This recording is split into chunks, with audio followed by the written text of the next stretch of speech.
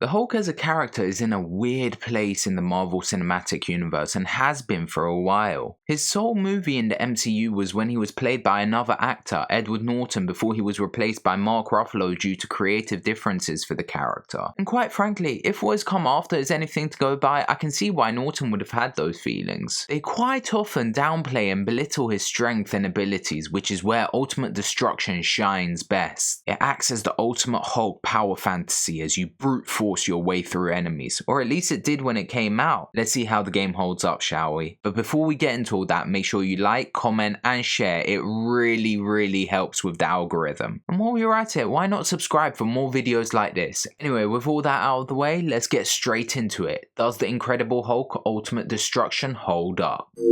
The Incredible Hulk Ultimate Destruction is an action-adventure video game developed by around 50 people at Radical Entertainment and published by Vivendi for the GameCube, PlayStation 2 and original Xbox. Radical Entertainment already had the knack of making better than decent licensed games with the legendary Simpsons Hit and Run under their belt, and having already made the tie-in game to the 2003 Hulk film pre-MCU. So this led to a partnership forming between them and Vivendi, where they were to make 6 licensed games for them. When this happened, to them it was a no-brainer for them to make a sequel to the 2003 Hulk game, and thus the initial idea for the Incredible Hulk Ultimate Destruction was conceived. Martin Bay, Eric Holmes, Mark James and Chris Cudahy reprised their respective roles as art director, game designer, director and lead programmer from the prior Hulk game, and together they used the critical reception to the 2003 game to gauge and really nail down what would make a great Hulk game. So when the Incredible Hulk Ultimate Destruction was released in North America on 23rd of August 2005 and in Europe on September 9th, the experience was met with open arms. It's due to people's opinions of the 2003 game that they decided not to include any Bruce Banner stealth gameplay segments, which along with the open world was a good call in my opinion, because together they somehow managed to simultaneously increase the scope of the game and streamline the experience to make it more fun. Despite the initial plan of it being a sequel to the 2003 game, Ultimate Destruction ended up having its own original story based off the comics. Because of this, Radical decided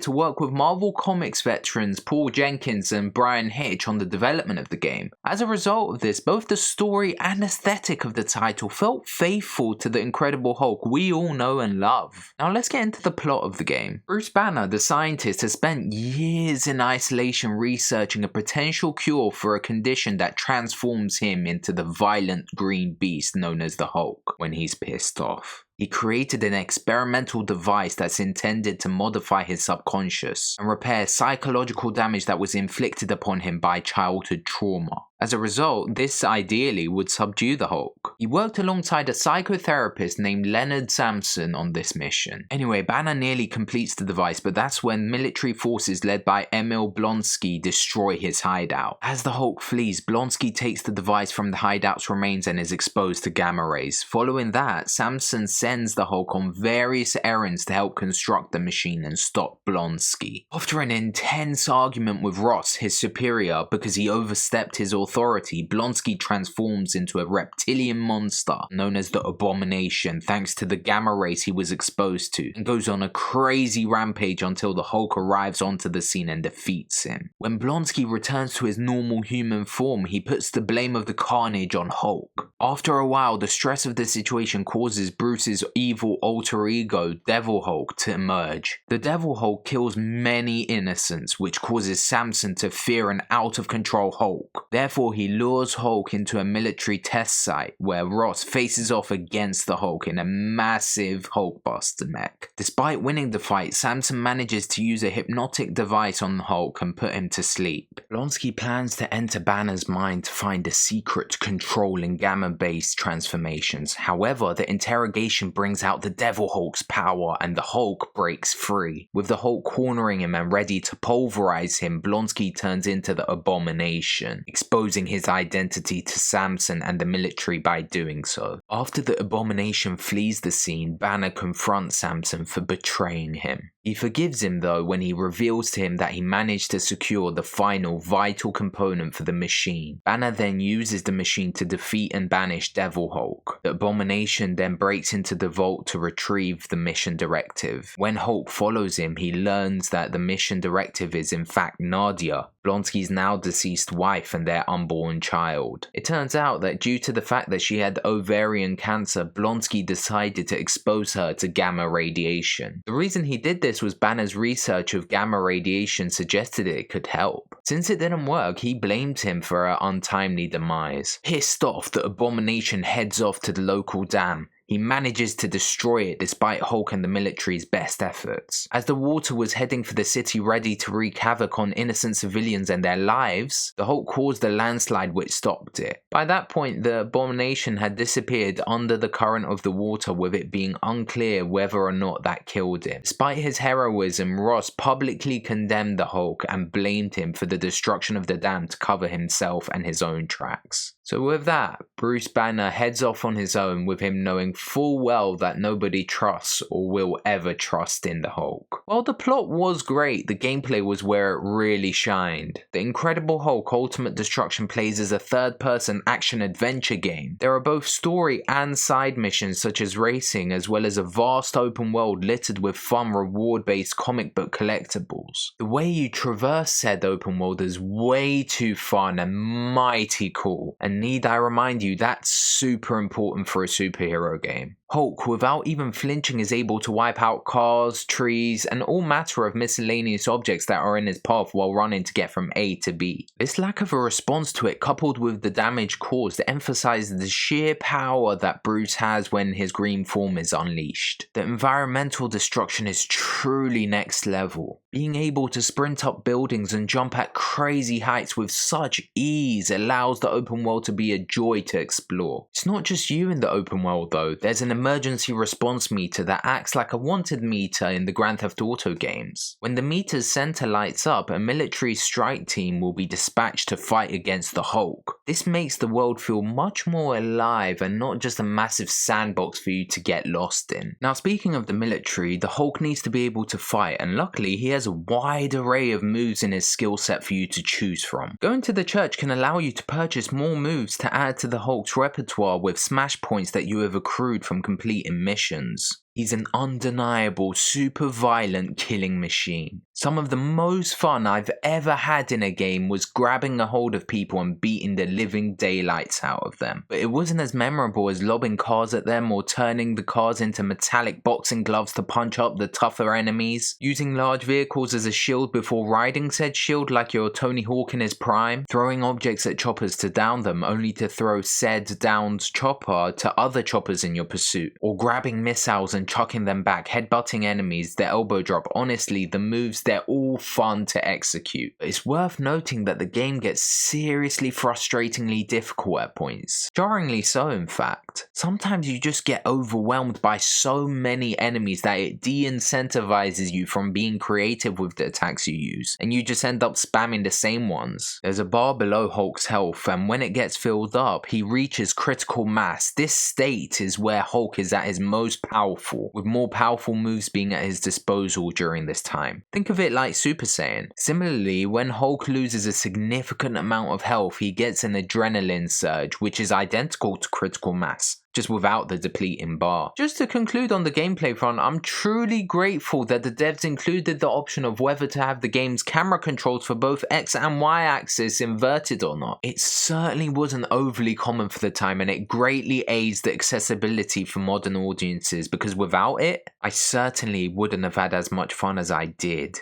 Honestly, overall, The Incredible Hulk Ultimate Destruction is a fantastic tribute and homage to a character that, quite frankly, has been done dirty as of late. It's a seriously fun romp and most certainly holds up. It could have been released as a new game, and bar the graphics, it certainly can stand alongside the modern great superhero titles we've gotten. It's for that reason that I recommend everyone, whether you're a massive Hulk fan or not, to give this one a shot, because despite it being a fantastic Hulk title, it's first and foremost a true truly enjoyable game. It was critically well received, with it scoring a very respectable 84 on Metacritic. Having said that, despite it being critically well received and probably being the best playing Hulk game we have, the title did significantly worse in terms of sales when compared to the previous Hulk game. It sold less than 1 million copies across all platforms, while the aforementioned Hulk game sold 2 million copies across all platforms worldwide. Marvel executive Justin Lambros believed that Ultimate Destruction sold fewer copies than its predecessor due to its lack of a film tie-in. Despite that being the case, the gameplay influenced the direction of the subsequent Hulk-based game, which was based on the 2008 film, due to how well received the visceral satisfaction of the gameplay in an open environment was. Even when not including the Hulk games, it had a fair bit of influence on the industry. Another title from Radical Entertainment, Prototype, which was brilliant in its own right, borrowed a lot of gameplay elements from Ultimate Destruction. Thanks so much for watching. Drop a like if you enjoyed the video, comment your thoughts on the game and the memories you have of the Incredible Hulk Ultimate Destruction, and subscribe to keep up to date with more retrospectives and video essays from me. See ya!